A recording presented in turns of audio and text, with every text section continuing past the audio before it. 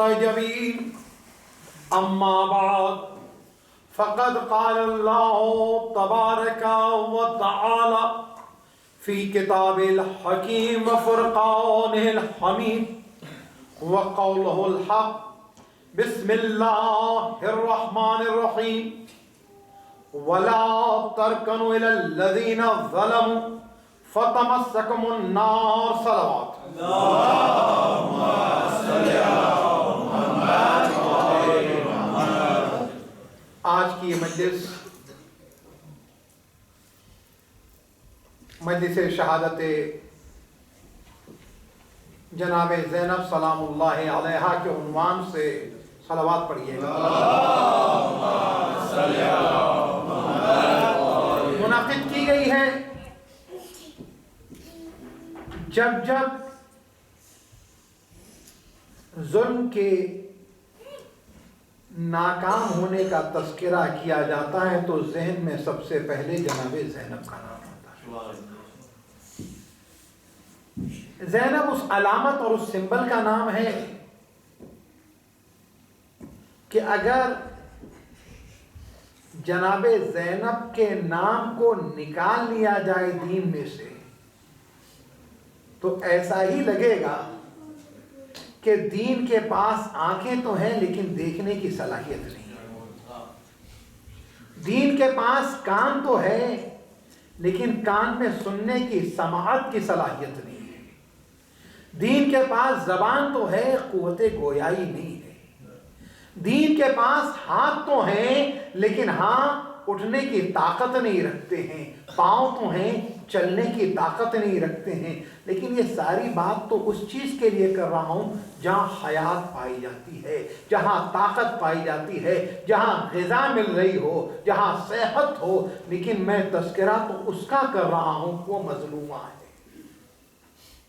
جس سے غذا چھین لی گئی ہے, جس پر ظلم کی انتہا ہے, جس نے اپنے پیاروں کو کھویا ہے, جسے بظاہر بنی امیہ کی حکومت نے یزید کے کارندوں نے انتہائی کمزور کر دیا تھا. لیکن وہ زینب کل بھی طاقت تھی, آج بھی دین کی طاقت ہے. اور کیسی دین کی طاقت, کیا آپ اندازہ لگائیں گے کہ جناب زینب کا اگر نام لے لیا جاتا ہے تو انسان جو ہے اپنی رگوں کے اندر اگر جو خون متحرک نہیں ہے اسے متحرک محسوس کرتا ہے. اگر کسی معاشرے کے اندر دین کی نبض جو ہے اگر گر رہی ہو تو اس نبض میں روانی زینب کے نام سے آ جاتی ہے. اگر کوئی معاشرہ ایکٹیو نہیں ہے, فعال نہیں ہے, زینب کا نام لے لیجئے دیکھیے گا معاشرے میں فعالیت آ جاتی ہے.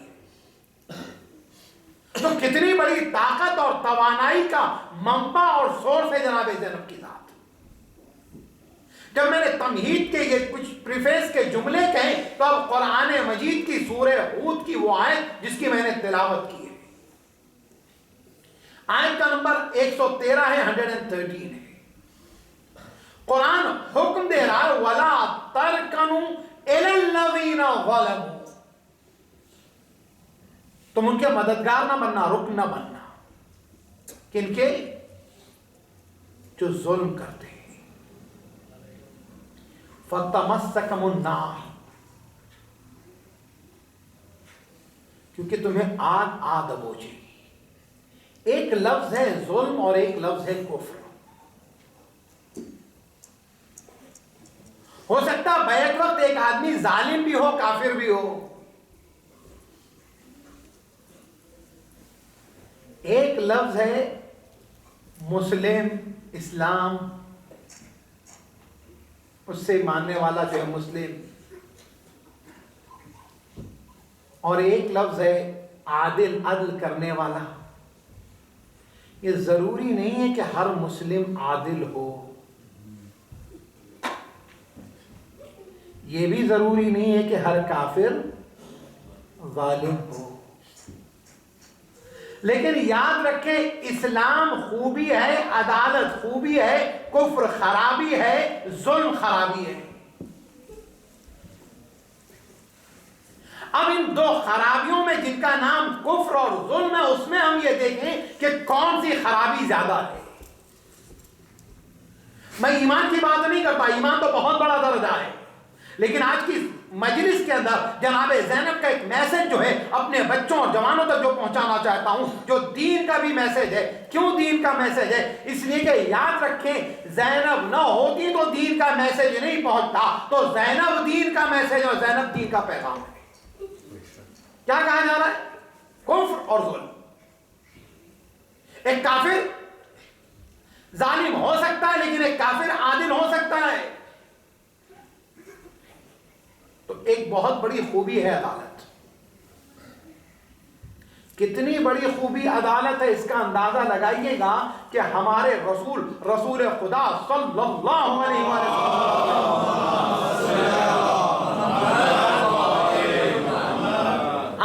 فخر کرتے ہوئے کہتے ہیں کہ میں فخر کرتا ہوں اس بات پر کہ مجھے خدا نے اس زمانے میں پیدا کیا جس زمانے میں بادشاہ وقت عادل تھا. عربوں کو تو حکومت کا سلیقہ نہ کل آتا تھا نہ آ جاتا ہے.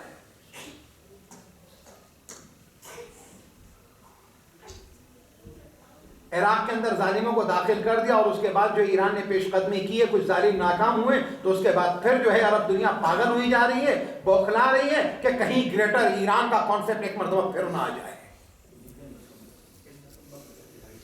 یہ گریٹر ایران کا کانسیپٹ پھر آ جائے، یہ کیا ہے عزیزو؟ یہ گریٹر ایران کچھ نہیں. ہاں اس زمانے میں بھی ایران کی حکومت کے دائرے میں عرب آتا تھا، لیکن اللہ اکبر عربوں میں خرابی تھی اور ایران کی اس حکومت میں جو کافر حکومت تھی اس میں ایک خوبی پائی جاتی تھی. ان دونوں باتوں کو رسول کی حدیث سے بیان کرتا چلوں. رسول فرماتے ہیں کہ میں خوش نصیب محسوس کرتا ہوں، فخر کرتا ہوں اس بات کے اوپر کہ جب میری ولادت ہوئی ہے تو اس زمین کے اوپر ایک عادل حکمراں تھا، وہ نوشیروان عادل تھا. تو اگر حاکم عادل ہو تو عصمت اس کے اوپر فخر کرتی ہے، لیکن اگر اس عدالت کے ساتھ عصمت بھی جڑ جائے تو قیامت تک کے لیے دنیا کی قسمت بن جاتی ہے. قیامت تک کے لیے دنیا کی قسمت بن جاتی ہے. علی عادل بھی، علی معصوم بھی. تو مولا فرماتے کہ نوشیروان عادل، میں فخر محسوس کرتا ہوں کہ ایک عادل حکمراں تھا اس زمانے میں. اب آئیے عربوں کی خرابی تھی. عربوں کی خرابی یہ تھی کہ عرب بڑے متعصب تھے. تعصب کس بات پر کرتے تھے؟ زبان پہ کرتے تھے. ہماری زبان سب سے بہتر. اچھا یہ فخر تو کرتے تھے، اس کے باوجود جب رسول اللہ نے اعلان نبوت کیا ہے تو کل 13 لوگ ایسے تھے جن کو لکھنا پڑھنا آتا تھا. 13 لوگ تھے جن کو لکھنا پڑھنا آتا تھا مکے میں، اور اس کے بعد اپنی زبان پہ مکے کا کافر فخر کرتا تھا. اگر کہیں 100% لٹریسی ریٹ ہوتی تو کیا ہوتا؟ اور میں یہاں پر اسی لیے تو اکثر کہا کرتا ہوں کہ نبی نے فرمایا انا مدینۃ العلم علی بابها، میں شہر علم ہوں، علی اس کے دروازہ ہیں. لیکن اس کے بعد مسلمانوں نے اس حدیث کا شیپ تھوڑا بگاڑ دیا جس طرح سے اسلام کا بگاڑا کہ فلاں صاحب دیوار ہیں، فلاں صاحب چھت ہیں، فلاں صاحب پرنالا ہیں، فلاں صاحب آگے ہو سکتا ہے کہ آگے ایڈ ہو جائے تو نالا ہے. لیکن وہ اپنی جگہ وہ نالا ہے یا نہیں ہے، لیکن مسلمانوں کی اسی تحریر سے ہم اول دن سے آج تک نالا ہیں. مل کے صلوات پڑھے گا بابا. نالا شکایت کے لیے کہا جاتا ہے ہماری اردو زبان کے اندر، جو نہیں متوجہ ہوں ان کے لیے مل کے صلوات پڑھے گا بابا.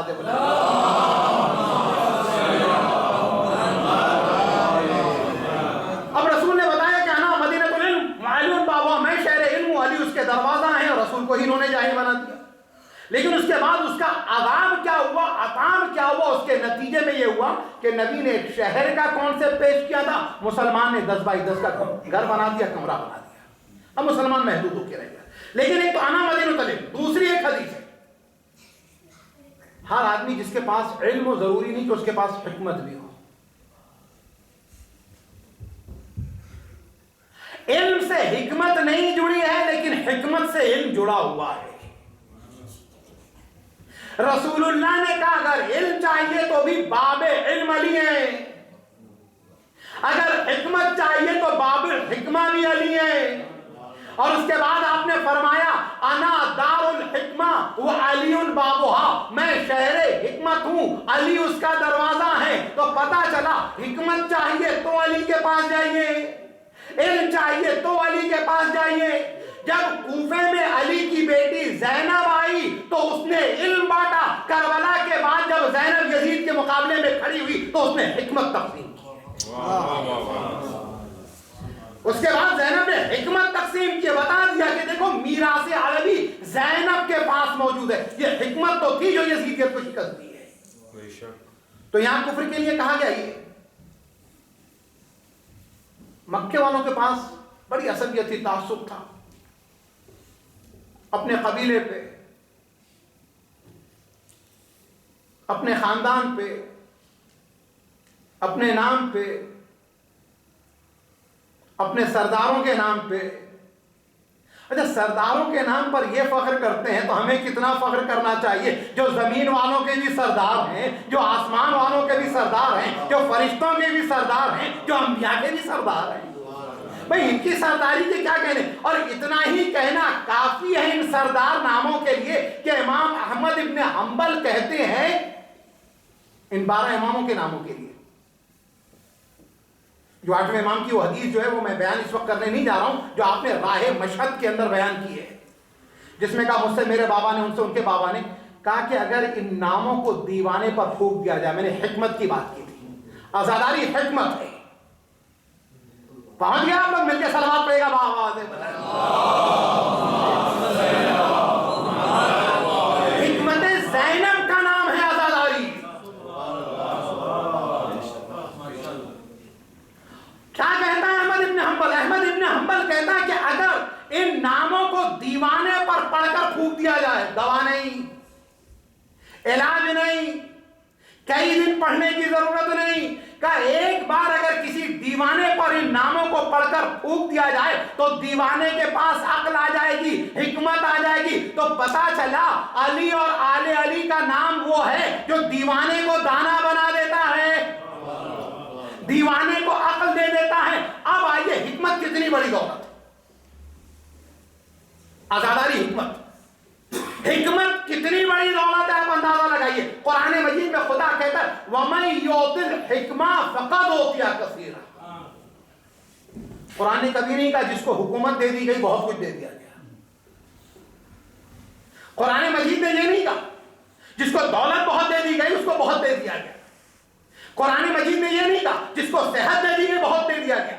قرآن مجید نے یہ نہیں کہا کہ جس کو بہت زیادہ اولاد دے دی گئی بہت دے دیا گیا. قرآن مجید نے کہا جسے حکمت دے دی گئی اسے بہت کچھ دے دیا گیا. اور جب نبی کی اولاد کا قرآن میں خدا نے سورہ نساء میں تذکرہ کیا تو کہا فقد آتیناہم ملکا عظیما. اس سے پہلے کہا آتینا آل ابراہیم الکتاب والحکمہ، ہم نے ان کو کتاب بھی دی ہے اور حکمت بھی عطا کی ہے. صلوات پڑھیں بآواز بلند. اللہم صلی علی محمد وآل محمد. ایک مرتبہ اس سے بہتر اور بلند تر صلوات.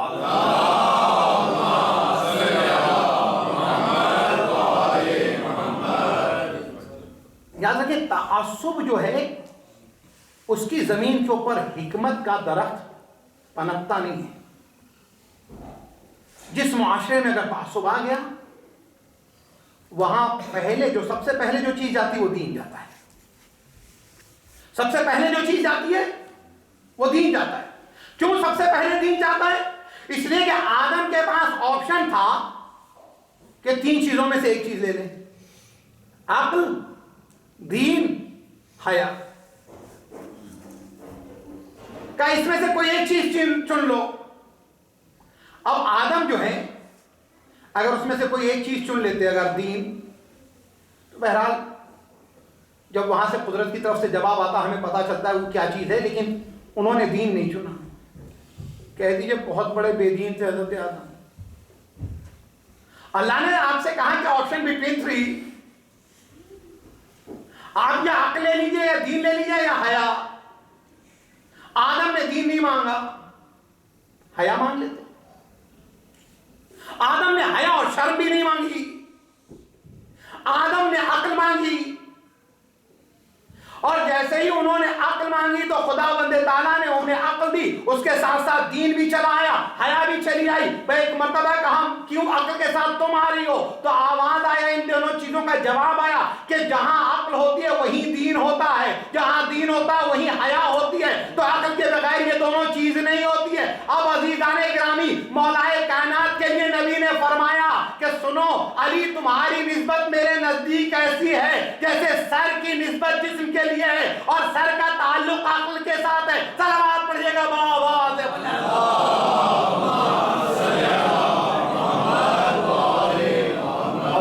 اکبر۔ عقل تلاش کی، عقل کو چنا، پورا پیکج مل گیا، ادھورا نہیں۔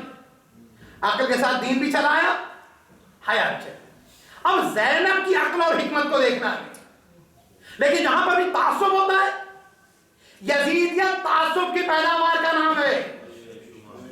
زینب حکمت علوی اور فاطمی کے نتیجے کا نام ہے، حکمت علوی اور فاطمی کے نتیجے کا نام ہے۔ اچھا، جناب زینب کا کیا مقام ہے؟ یہاں پر ایک اور حدیث رسول خدا صلی اللہ علیہ وسلم،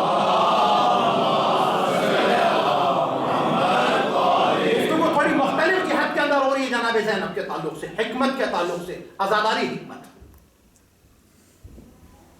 جناب زینب کے تعلق سے رسول فرماتے ہیں جتنی بھی اولاد فاطمہ ہے،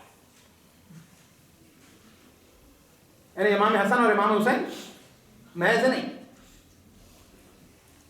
جتنی بھی اولاد فاطمہ ہے۔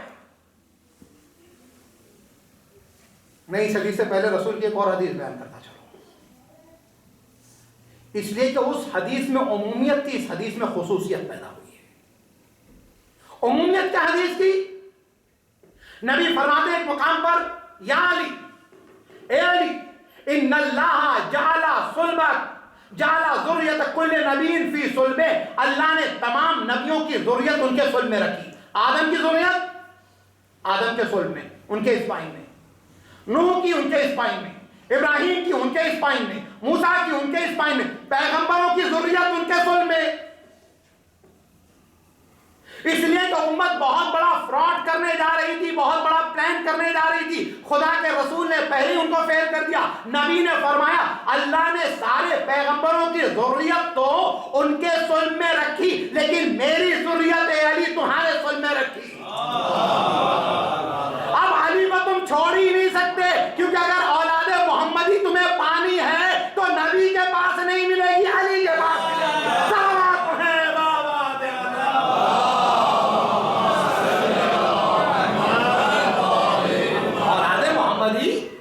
علی کی اولاد کہلائی، نبی کی اولاد نہیں کہلائی۔ آگے بڑھتے ہیں عزیزان اکرام، یہی وجہ ہے کہ جب مباہلہ ہوا، مباہلے کے وقت فاطمہ کے دو بیٹے موجود تھے جنہیں نبی لے کے گئے۔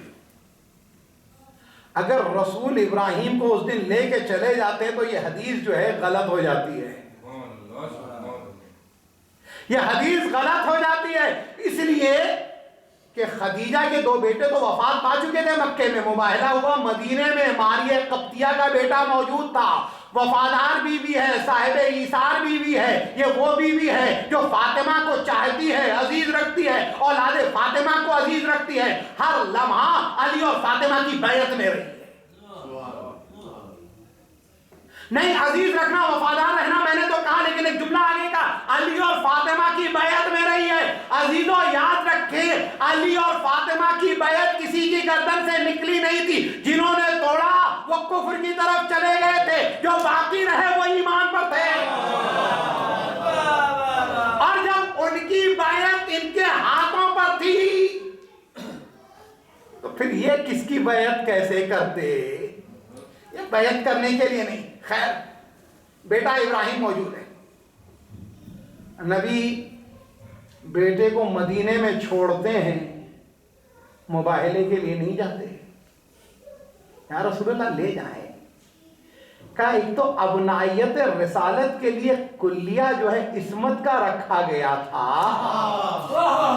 عصمت کا رکھا گیا تھا، یہ بیٹا تو ہے لیکن معصوم نہیں ہے۔ تو ایک چیز بتا دیں، بے خطا بیٹا ہو، جملہ سنیے لے گا. بے خطا بیٹا ہو تو نبوت ساتھ نہیں لے جاتی. اس محاذ پر تو آخرت کے محاذ پہ خطا کار کو کیسے ساتھ لے کر جائے گا؟ مل کے صلوات پڑھے گا بابا دے بلند.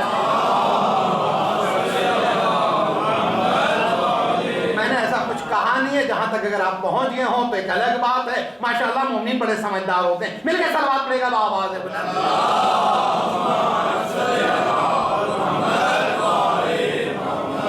اس لیے کہ کوئی تو ایسا نہیں ہے جس کو رسول کی بیویوں نے بھی منع کیا. اچھا انسان تو انسان منع کریں. صلوات پڑھے گا بابا دے بلند. کیا معیار گرایا ہے، کیا معیار گرایا. اللہ رسول نہیں لے کے بیٹھے ہو، اس لیے کہ میری ضروریت آل علی ہے. لیکن پھر مسئلہ ہے کہ آل علی میں فاطمہ کے علاوہ بھی ازواج ہیں، ان سے بھی اولاد ہیں. وہ تعمیم تھی، عمومیت تھی نا، جنرلائز. اب اسے اس دائرے کو اور چھوٹا کر دیا گیا.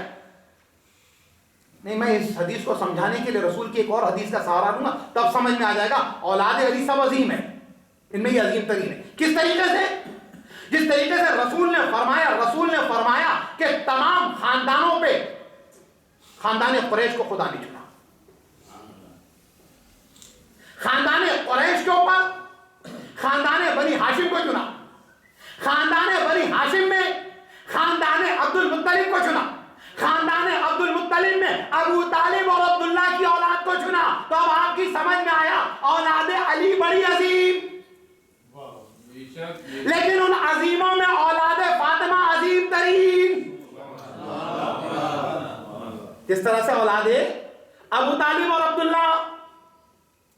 اب نبی کیا فرماتے ہیں کہ فاطمہ کی جتنی اولاد ہیں، سنیے گا، جناب زینب اور جناب ام کلثوم کا مقام سمجھیے گا. آپ فرماتے ہیں جتنی بھی اولاد فاطمہ ہے وہ سب کی سب میری ضروریت ایک، وہ سب کی سب میری ضروریت ہے. اس کے بعد فرماتے ہیں اور میں ان سب کا ولی ہوں. جتنی اولاد فاطمہ ہے وہ سب کی سب میری ضروریت ہے اور میں ان سب کا ولی ہوں. اور آگے فرماتے ہیں میرا حسب اور نسب جو ہے وہی ان کا حسب نسب ہے. جو میرا حسب نسب ہے وہی ان کا حسب نسب ہے. اب آپ قرآن کی ایک آیت پڑھیں جہاں خدا بند تعالیٰ کہہ رہا ہے جب سورہ قیامت پھونکا جائے گا سارے رشتے ختم ہو جائیں گے. قیامت کے دن کوئی حسب نسب نہیں رہے گا. یہ آیت آئی تو لوگوں نے پوچھا یا رسول اللہ سارے حسب نسب تو جائیں گے اس دن قیامت کے دن. رسول نے فرمایا اللہ حسبی و نسبی، سوائے میرے حسب نسب کے. صلوات پڑھیں گے بابا.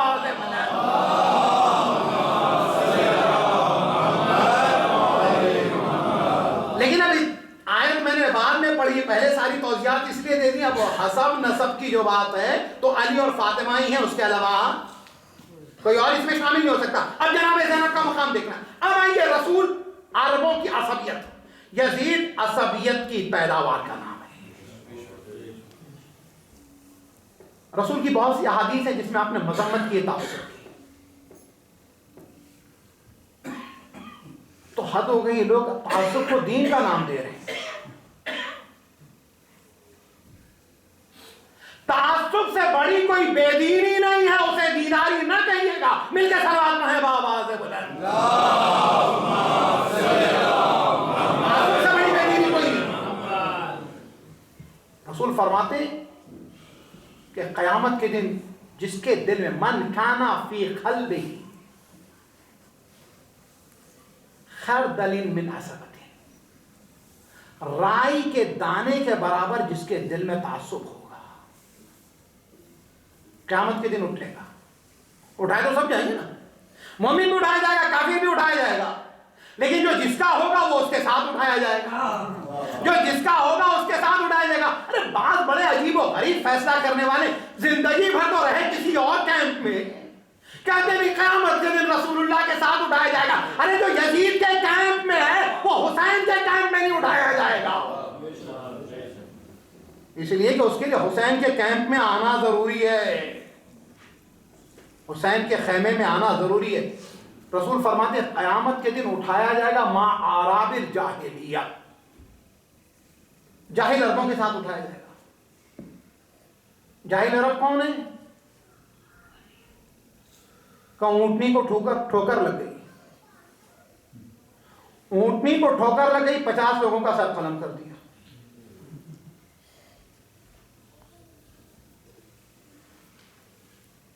گھوڑے نے جا کے کچھ گھاس کی مقدار تھی زمین کے اوپر، کھیتوں میں تھی، ان عرب صاحب کے شیخ صاحب کے، جا کے اس نے کچھ گھاس چر لی۔ اب جو گھاس چر لی تو اس کے بعد نکلے، اس گھوڑے کو بھی مار دیا، گھوڑے کے مالک کو بھی۔ تو یہ کون ہے؟ اعراب جاہلیت۔ ہمارے بزرگوں میں ایک بزرگ کو 300 سال پہلے مارا گیا تھا، 300 سال سے ہم جنگیں لڑ رہے ہیں، 3000 لوگوں کو مار دیا۔ یہ کون ہے؟ اعراب جاہلیت۔ اعراب جاہلیت تھے کون؟ کہ اعراب جاہلیت کے ابو لہب تھے، ابو جہل تھے، ابو سفیان تھے، کہ یہ سارے اب اعراب جاہلیت ہیں۔ اب آج کے زمانے میں اعراب جاہلیت کو پہچاننا ہے تو اگر کوئی خطرہ نہ ہوا ہو، کوئی حملہ نہ ہوا ہو، کوئی نقصان نہ پہنچا ہو، کوئی زخم نہ لگا ہو، کسی نے آپ کا بارڈر کراس نہ کیا ہو، لیکن اس کے باوجود اگر حملہ کر دیا جائے تو یہ حملہ کرنے والے اعراب جاہلیت ہیں۔ حرم کے نام پر کیوں نہ کرے، ابو جہل کے ساتھ اٹھایا جائے گا۔ صلوات پڑھیں بابا سے۔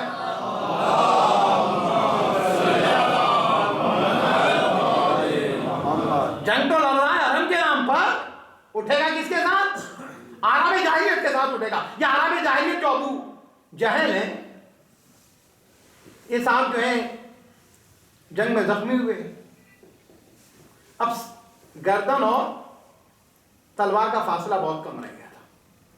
اچھا، جو جاہل ہوتا ہے وہ متکبر بھی ہوتا ہے، اور جو متکبر ہوتا ہے وہ متعصب بھی ہوتا ہے۔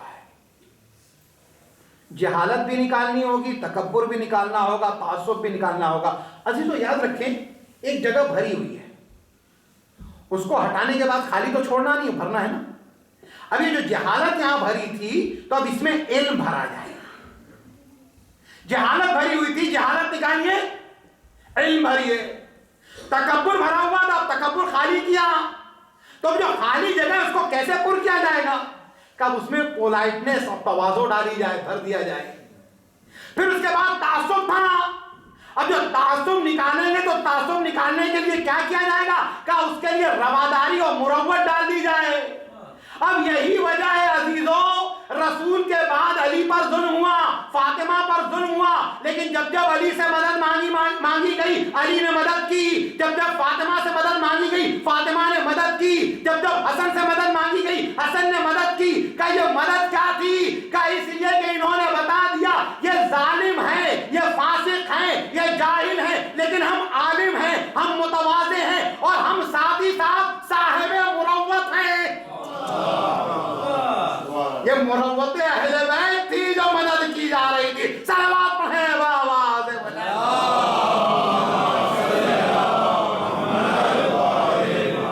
اب جو قتل کیا جانے لگا تو تکبر جو آڑے آیا، قتل کرنے والے سے اس نے کہا اب تو میری موت کنفرم ہے، کہا بالکل کنفرم، ڈکلیئر، اب تو کچھ نہیں ہو سکتا۔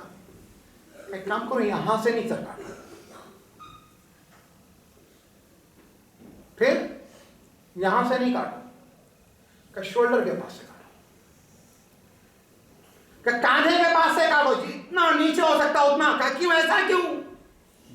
کہ وجہ یہ ہے کہ جو مارے جائیں گے تو ان سروں میں جب میرا سر جائے تو میرا سر سب سے اونچا دکھائی دے۔ اب اگر ہم کوئی بھی کار خیر کر رہے ہوتے ہیں، نیکی کر رہے ہوتے ہیں، عبادت کر رہے ہوتے ہیں، اچھے کام کر رہے ہوتے ہیں، جہاں سے کبھی پنجے کے بل کھڑا ہونا چاہیں، اپنے کاندھے کو اونچا کرنا چاہیں، اپنے سر کو بلند کرنا چاہیں، تو یاد رکھو یہ تعلیم علوی اور زینبی نہیں ہے، یہ تعلیم ابو جہل ہے۔ عزیزو، علی کے مدرسے میں رہنے والے کو ابو جہل کی سیرت پر عمل نہیں کرنا چاہیے۔ جو علی کے مدرسے میں ہے اسے سیرت ابو جہل پہ عمل نہیں کرنا ہے، سیرت علوی پہ عمل کرنا ہے۔ مل کے صلوات پڑھیں آواز سے بلند۔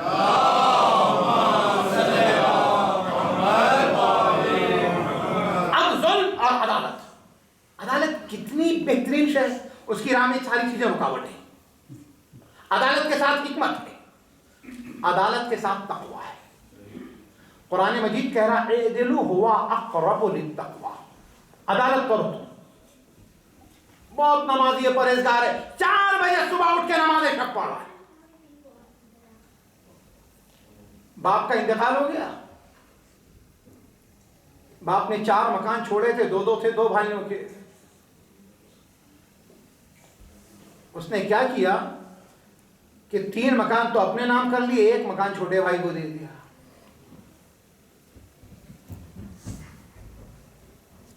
مولانا کہہ رہے ہیں، جماعت کہہ رہی ہے، مومنین کہہ رہے ہیں، سب کہہ رہے ہیں بڑا متقی ہے، نماز شب پڑھتا ہے۔ قرآن مجید کہہ رہا ہے اعدلوا ہوا اقرب للتقوی، عدالت کرو یہ قریب ہے تقوی سے۔ تو پتا چلا وہ نمازی متقی نہیں ہے، لیکن یہ آدمی کے جس نے باپ کی موت کے بعد جو ہے 2 گھر اسے دے دیا، 2 گھر اپنے پاس رکھا، اور بلکہ کرم کی منزل میں گیا کہ 2 گھر تو ملنے ہیں لیکن اس کی لوکیشن بہتر ہے، اگر تم چاہتے ہو بہتر والا تو بہتر لے لو۔ اب جب یہ کیا تو ایک مرتبہ اعدلوا ہوا اقرب للتقوی، عدالت کی تو تقوی خود بخود چلا آیا، نمازیں بھی آ جائیں گی، عبادت بھی آ جائے گی، رزق بھی آ جائے گا، اس لیے چونکہ اس نے عدالت کی ہے۔ یزید جو ہے ظلم کا نام ہے، یزیدیت ظلم کا نام ہے۔ زینب نے علوی عدالت کے ذریعے سے اور علوی حکمت کے ذریعے سے کتنا ناکام کیا یزید کو۔ آپ اندازہ لگائیں کہ یزید کے باپ نے ممبر کا استعمال کیا، اور ممبر کا استعمال کچھ اس طرح سے ہو رہا تھا، ممبر تھا نبی کا،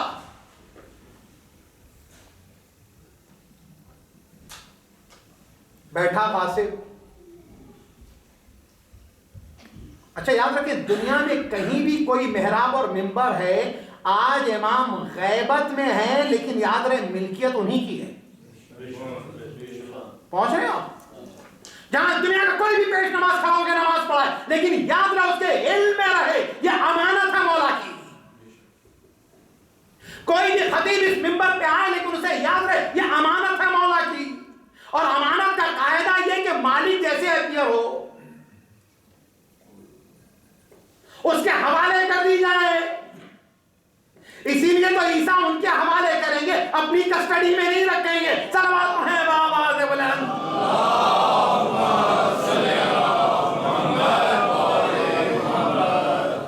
اتنا ہی نہیں، ان کی ملکیت تو چھوڑیں، یہاں تک کہ شریعت کا مسئلہ ہے کہ اگر ایک شہر کے اندر ایک عالم دین اگر جس مسجد میں ہو تو دوسرا عالم دین اس سے اگر وہ پہلا عالم دین کہے نماز پڑھانے کے لیے تو پڑھائے گا، اور اگر وہ پڑھانا چاہ رہا ہے تو پہلے اجازت لے اس عالم دین سے۔ تو قاعدے امانت دیکھا آپ نے،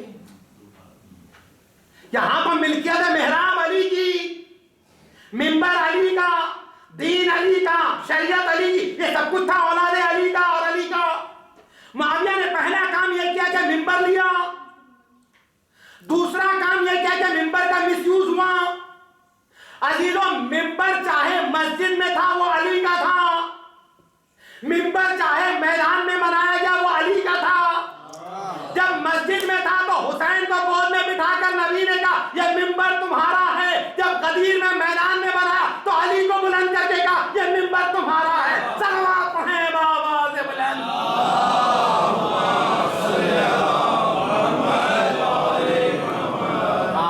یہ دونوں جگہ ممبر انہی کا ہے، کب سے ہوئے ان کے، برا بھلا کہا جا رہا مولا کو۔ اچھا تاریخ جو ظالموں کی، تو ان ظالموں نے، ہم اکثر بہت مختصر کر کے 2-4 باتیں بتانا چاہتا ہوں اور اس کے بعد زحمت تمام۔ حضرت ابو طالب کا کیریکٹر اسیسینیشن ہوا، حضرت مسلم، حضرت عقیل کا ہوا، حضرت ام کلثوم کا ہوا، حضرت مختار کا ہوا، حضرت زید شہید کا ہوا، جتنے اس گھر سے جڑے تھے۔ اور قیامت آ گئی کہ ابھی میں پچھلے دنوں ایک شہر میں گیا تھا، ہمارے کسی خطیب نے کسی جگہ پڑھ دیا کہ رسول اللہ کچھ دنوں جناب سیدہ سے ناراض رہے، اللہ اکبر، نعوذ باللہ۔ لوگ اپنی روایتیں پڑھیں، اپنی تاریخ پڑھیں۔ گوگل کو سرچ کرنا بند کر دیں لوگ.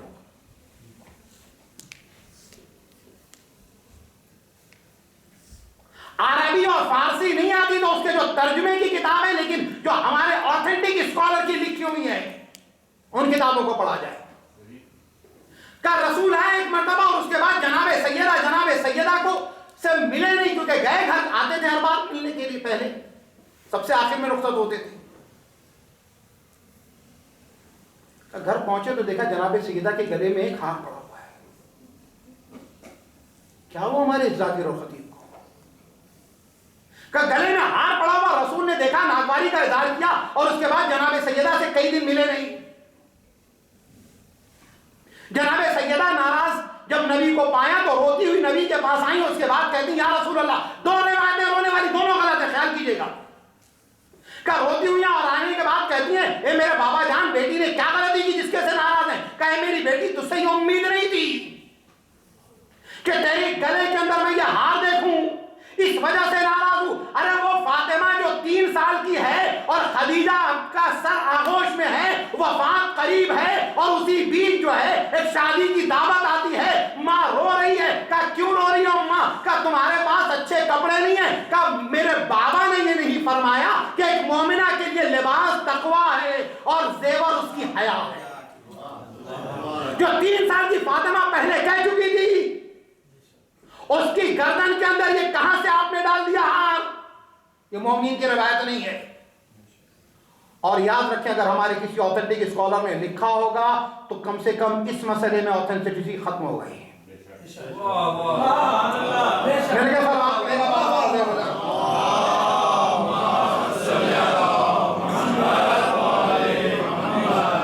یہ بہت باریک لائن ہے، اس کا بڑا خیال کرنے کی ضرورت ہے.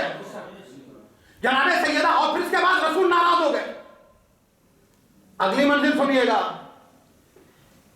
یہ تو 3 سال کی جناب سیدہ ہے. اس وقت عصمت ہے میں سوچ نہیں سکتا، لیکن جس معیار پہ لکھی گئی بیان کی گئی اسی معیار پہ آگے بیان کر رہا ہوں. دیکھیے میں ایسے ہی جا سکتا تھا، لیکن پھر احتیاط کر کے بیان کر رہا ہوں. جس معیار سے سوچا گیا بیان کیا گیا اسی معیار پہ آگے بیان کر رہا ہوں. جب انسان کی عمر کم ہوتی ہے تو اچھا پہننے کی خواہش ہوتی ہے، لیکن عصمت فاطمی کا تقاضا تھا کہ اس وقت بھی اچھا پہننے کی خواہش نہیں تھی. تو علی کے حق میں آنے کے بعد، جوانی کے بعد کیسے ممکن ہے؟ پھر دوسرا کون سا وقت ہے جب خواہش بڑھ جاتی ہے اچھا پہننے کی؟ شادی. کم سے کم شادی کے بعد 1 ہفتے تو چاہے گا آدمی اچھا پہنے. میں نے ابھی پچھلے دنوں شہادت کی مجلس میں روایت پڑھی ہے بہت مختصر کر کے کہ رسول آئے دوسری سو، فاطمہ پرانے کپڑے میں بیٹھی ہے، رسول نہیں رو رہے ہیں، فاطمہ رو رہی ہیں. فاطمہ نہیں رو رہی، رسول رو رہے ہیں. رسول نے رو کے کہا بیٹی نیا کپڑا کیا ہوا؟ کہا بابا جان ایک ضرورت مند کو میں نے دے دیا، میرے لیے لباس کافی جو پرانا تھا. یہ وہ وقت ہے کہ جب آدمی چاہتا کہ نیا لباس اس کے پاس ہو، لیکن فاطمہ نے نیا لباس دے کر بتایا کہ یاد رکھو فاطمہ عام عورت نہیں ہے، فاطمہ مریم اور حوا کی سردار ہے. فاطمہ کو تم اپنے اسٹینڈرڈ پہ چن رہے ہو. جب فاطمہ کو سمجھ لو گے تو تمہاری سمجھ میں زینب آئے گی. عزیزوں معیار یہ زینب کو سمجھو فاطمہ سمجھ میں آئے گی، فاطمہ کو سمجھو زینب سمجھ میں آئے گی. کس طریقے سے؟ محمد کو سمجھا علی سمجھ میں آئے، علی کو سمجھا محمد سمجھ میں آئے. بیٹھ کے صلوات پڑھے گا بآواز بلند. اور پھر رسول کی اس حدیث کے بعد، جس حدیث میں رسول خود فرماتے اللہ راضی ہوگا اس سے جس سے فاطمہ راضی. اس حدیث کو 3 مرتبہ، 1 مرتبہ نہیں 3 مختلف طریقے سے صحیح بخاری نے لکھا ہے. صحیح بخاری کا تو بخار اتر گیا اور ہمارے میں اتنی تب چڑھ گئی. مل کے سلمان پڑھے گا بآواز ہے بلند.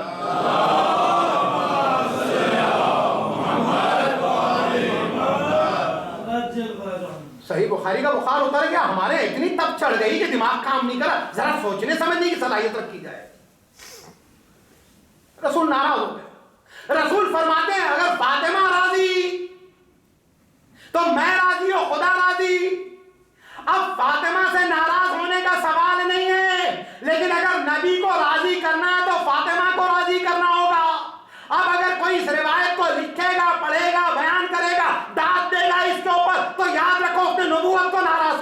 اس نے خدا کو ناراض کر دیا. اسی طرح کی ایک اور حدیث تیار کی گئی تھی.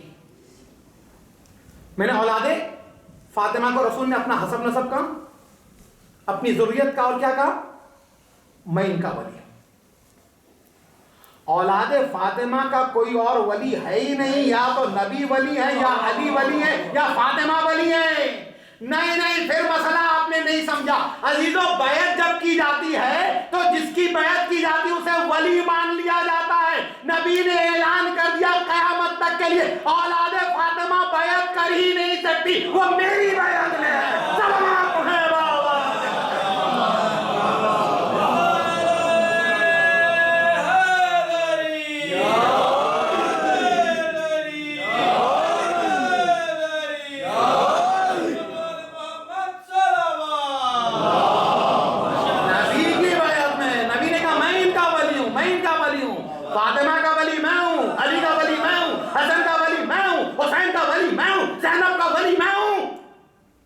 کلثوم کا ولی میں ہوں. اللہ اکبر. سمجھ لیجئے مقام زینب. اس طرح کی جب روایتیں نقل کی جاتی ہیں تو تھوڑا سا دماغ, اگر آیت اور حدیث کے سارے کی ضرورت ہی نہیں, عقل کی خود سمجھ میں آ جائے گی. ایک اور روایت, جناب سیدہ سے ناراض کروا دیا گیا, اس لیے کہ بہت سے لوگ جن سے ناراض جناب سیدہ ہو گئی تھی ان کے لیے دروازہ کھولا جائے. دروازہ نہیں, سوراخ نہیں کھل سکتا ان کے لیے.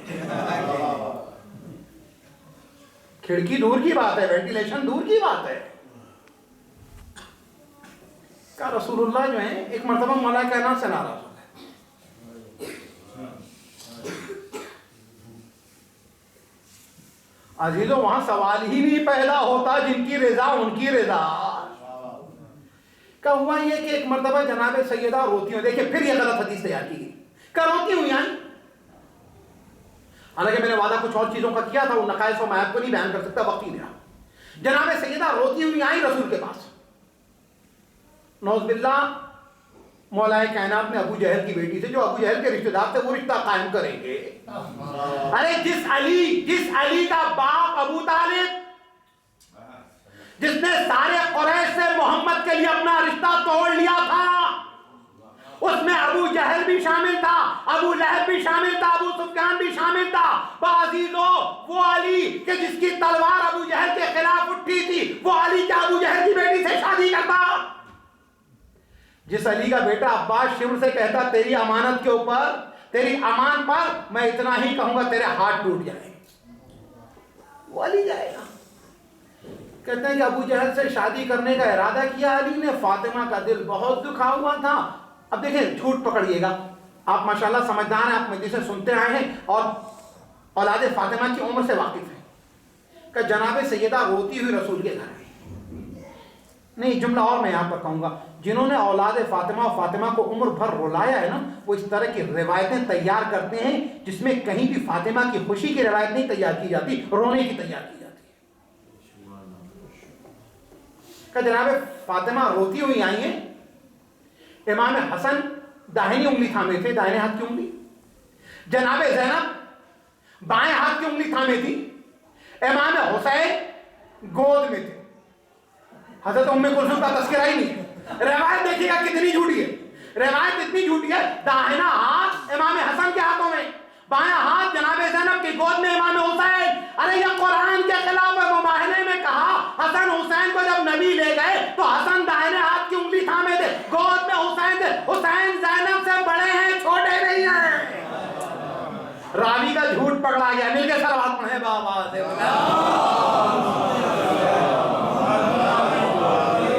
راوی کا جھوٹ پکڑا جا رہا ہے. جناب زینب کو جو ہے کہ بائیں ہاتھ, زینب جو ہے امام حسین السلام سے چھوٹی ہے, بڑی نہیں ہے, تو مباہلے کا بھی دشمن ہے. ہاں عزیزو, تو عزاداری حکمت, کیونکہ اگر حکمت ہوگی تو ان تمام روایتوں کو آپ اینالائز کر کے اس کے بعد دشمن کو پہچانیں گے اور دشمن کی سازش کو پہچانیں گے. اسی لیے ان مجلسوں کی بھی ضرورت ہے اور ان مجلسوں میں ولایت کے تذکرے کی بھی ضرورت ہے. اللہ اکبر. زینب نے یزیدیت کی چیرہ دستیوں کو پارا پارا کر کے رکھ دیا. آخری بات، کیونکہ یہ رجب کا مہینہ ہے، امام علی النقی علیہ السلام سے منسوب صلوات پڑے گا بآواز بلند،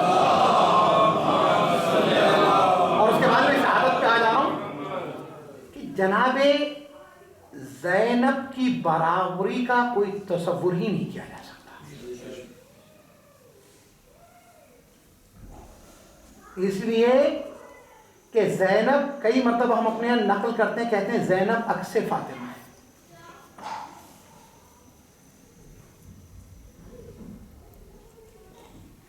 زینب عکس فاطمہ نہیں ہے، یہ اردو زبان کا لفظ ہے، عکس فاطمہ نہیں ہے. عکس کے لیے ضروری کہ جب آپ آئینے کے سامنے ہو تب ہو، اس کے بعد ڈس اپیئر ہو جاتا ہے.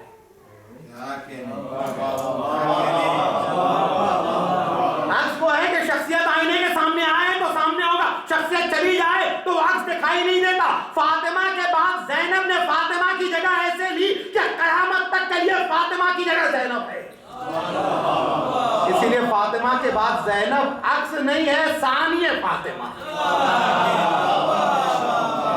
فاطمہ کے بعد زینب عکس فاطمہ نہیں ہے، ثانی فاطمہ ہے. ایک چیز اور، عکس متحرک نہیں ہوتا.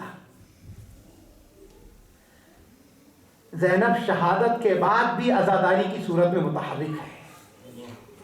جملہ طے ہو گیا. زینب بعد شہادت بھی عزاداری کی صورت میں متحرک ہے. عکس بولتا نہیں ہے. زینب جب بولی تو بڑے بڑے خطیبوں کی بولتی بند ہو گئی.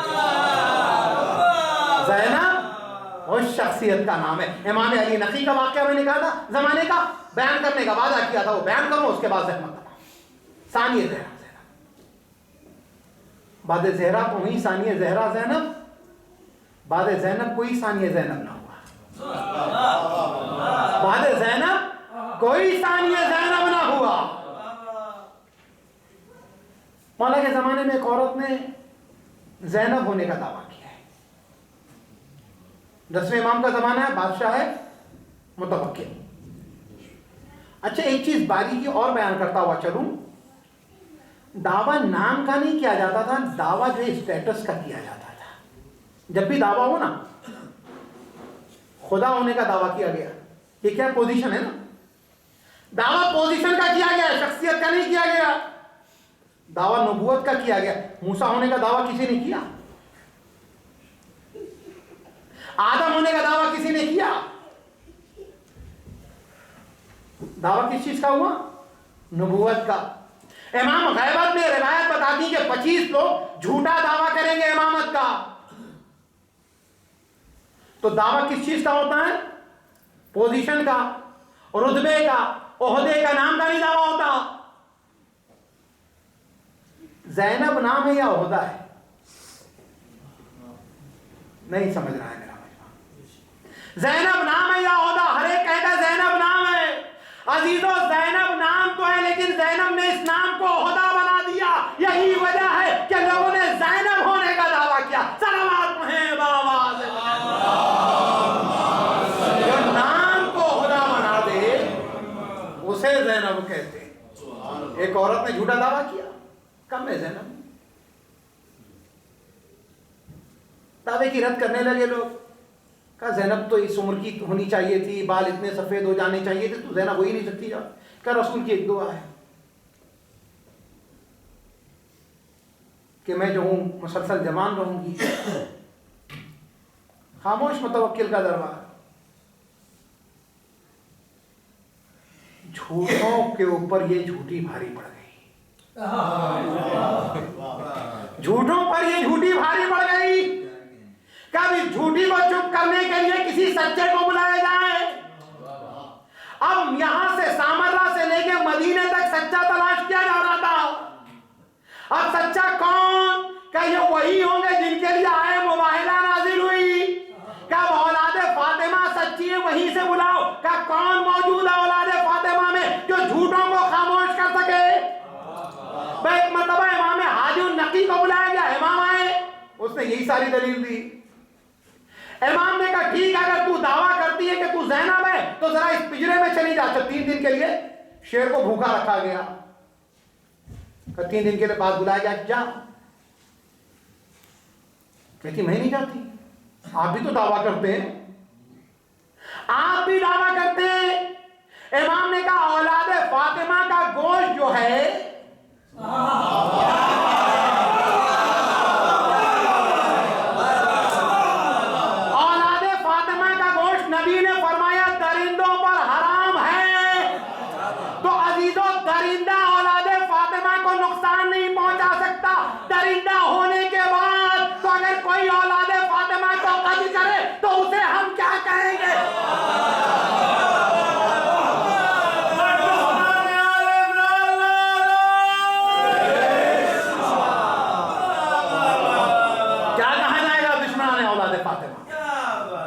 کا درندے پر گوشت حرام ہے. یزید درندوں سے بدتر, متوکل درندوں سے بدتر, حجاج ابن یوسف درندوں سے بدتر, یہ سب درندوں سے بدتر.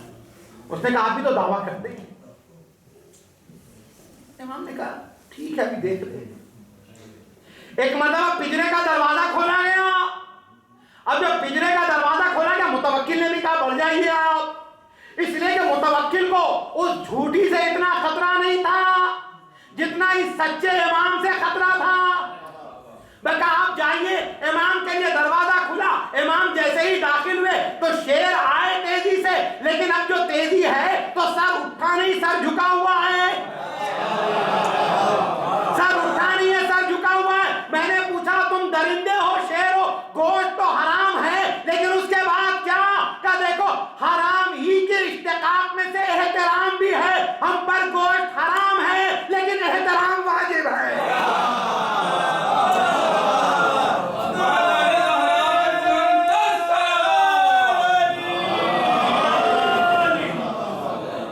دیکھیں یہ سارے مختلف الفاظ ہیں لیکن ان کا مادہ ایک ہے, حیرمی. اسی سے حرام ہے, اسی سے احترام ہے, اسی سے حرمت ہے. اللہ اکبر. کا ہم پر احترام واجب ہے. کہا سر جھکائے ہوئے درندے آئے. آنے کے بعد ایک مرتبہ قدموں پہ سر رکھ دیا. اب تک تو میں یہ جانتا تھا کہ جانوروں کے پاس عقل نہیں ہے. اس واقعے کے بعد اب میں کیا کہوں؟ کہ اس لیے کہ یاد رکھو, ارے مدینے میں رہنے والے کلمہ گویوں کو عرفان اہل بیت نہیں تھا, 3 دن کے بھوکے شیر کو عرفان اہل بیت تھا. سر قدموں میں رکھ دیا, قدموں کا بوسہ لے رہا. امام نے جو ہے سر پہ ہاتھ رکھا. اس کے بعد تاریخ کہتی کہ جب امام نکلنے لگے تو ان جانوروں میں اتنا شعور آ گیا کہ وہ جانور پنجرے کے دروازے تک امام کو رخصت کرنے کے لیے آ رہے ہیں. میں نے کہا یہ جانور کر کیا رہے ہیں؟ کہ سب پر زیارت اہل بیت واجب ہے, پہلے تو زیارت کی تھی, اب زیارت وداع امام کر رہے ہیں. مل کے صلوات پڑھیے گا بآواز زیارت وداع امام کر رہے ہیں. امام کو ودا کیا, امام نکلے, اس کے بعد متوکل خاموش. کہا جہاں کہ میں نہیں جاتی, میں جھوٹی تھی, جھوٹ پکڑا گیا. عزیزو یاد رکھیں, چاہے دربار ہو, چاہے بازار ہو, چاہے تاریخ ہو, چاہے تفسیر ہو, چاہے مسجد ہو, چاہے امام بارگاہ ہو, جب بھی سچ اور جھوٹ کا تذکرہ ہوگا تو سچے کہلائیں گے آل فاطمہ, جھوٹی کہلائے گی آل یزید, آل مروان. یہ مجلسیں اسی لیے تو ہے سچوں کا تذکرہ ہوتا رہے, بروں سے نفرت کا اظہار کیا جاتا رہے. ہاں عزیزو, فاطمہ کی بیٹی بڑی مظلوم ہے, بڑی مظلوم ہے جناب زینب. نانا کی شہادت کمسینی میں دیکھی, ماں کی مظلومیت. زینب نے وہ منظر کیسے